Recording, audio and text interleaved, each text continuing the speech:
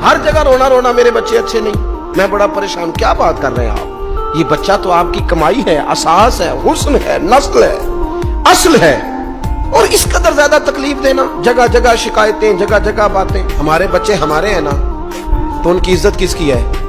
क्यों हम गली गली अपने बच्चों की रुसवाई करते हैं? क्यों कमजोरियां? और जिनको हम खैर खा समझ के बता रहे होते हैं ना, वो आगे जाके मजे ले लेके बताते हैं। तो नुकसान किसका हुआ?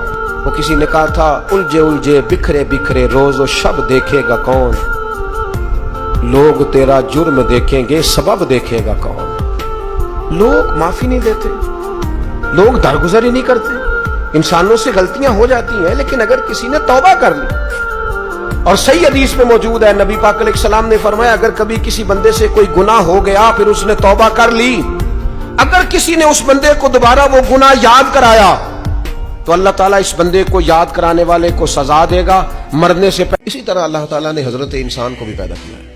वो जवान आदमी जो मेहनत मजदूरी करता है, दौड़ता है, भागता है, आता है, जाता है, रिस्क कमाता है, तो कईयों को पालता है। ये जब बिल्कुल छोटा था ना, तो इससे खड़ा भी नहीं हुआ जाता था, इसके वालिदैन उंगली के सहारे चलाते थे। आज जो कईयों को खिलाता है कमा के अल्लाह की तौफीक से, एक वक्त ये था कि अपने हाथ से लुकमा उठा के मुंह में नहीं डाल सकता था, इसके माँ बाप इसके मुंह में लुकमे डालते थे, इसकी माँ इसके लिए खिदमत करती थी। फिर उसको उरूज मिला, फिर उसको बाकपन मिला, फिर उसने दुनिया देखी, फिर उसने दौड़ना भागना देखा, फिर उसने बड़ी बड़ी गाड़ियाँ चलाई, फिर उसने बड़ी बड़ी ट्रेनें चलाई, फिर वो पायलट बना, और इतना बड़ा जहाज मनो टनों के हिसाब से वजन लेके ये अल्लाह ने इसके कब्जे में दिया, ये लेके गया भी, ये लेके आया भी। जवानी उरूज वाली अल्लाह ने अता की। फिर वक्त ढला, फिर वापसी शुरू हुई, काले बाल सफेद हुए, कमर टेढ़ी होने लगी, उठते हुए घुटनों में दर्द रहने लगा। ये अल्लाह का तदरीजी निज़ाम। नबी पाक अलैहिस्सलाम ने फरमाया, उन लोगों पर दुख आते हैं पर कुर्बान होने को जी चाहता है। इन लफ्जों पर हुजूर फरमाने लगे, वो रब की तरफ से आने वाले दुख पर भी इस तरह राजी होते हैं जिस तरह तुम में से कोई राहत मिलने पर राजी होता है। सुकून वाली चीज मिलने पर जिस तरह तुम राजी होते हो, इस तरह वो दुखों पर भी राजी होते हैं। दुख कबूल मोहम्मद बख्शा, दुख कबूल मोहम्मद बख्शा, पर एक शर्त लगाई छोटी सी मियां साहब ने, उन्होंने कहा 100 दफा कबूल है, दुख 100 दफा कबूल, दुख कबूल मोहम्मद बख्शा, पर राजी रह न प्यारे।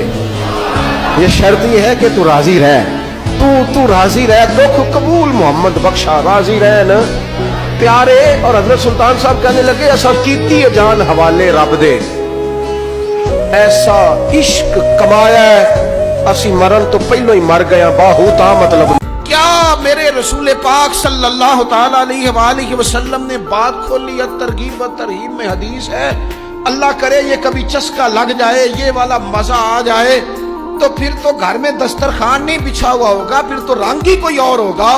हुजूर फरमाते, अल्लाह ताला और उसके फरिश्ते सहरी खाने वालों पर रहमतों का नुज़ूल फरमाते हैं।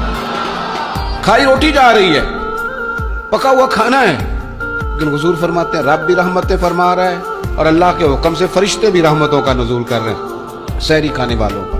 तो खूब तवज्जो से, ज़ौक़ से, शौक़ से। और फिर जो इफ्तार का मामला है, हुजूर फरमाते हैं जब रोज़ा खोलने वाला रोज़ा खोलता है तो जो दुआ मांगता है रब कबूल फरमा लेता है।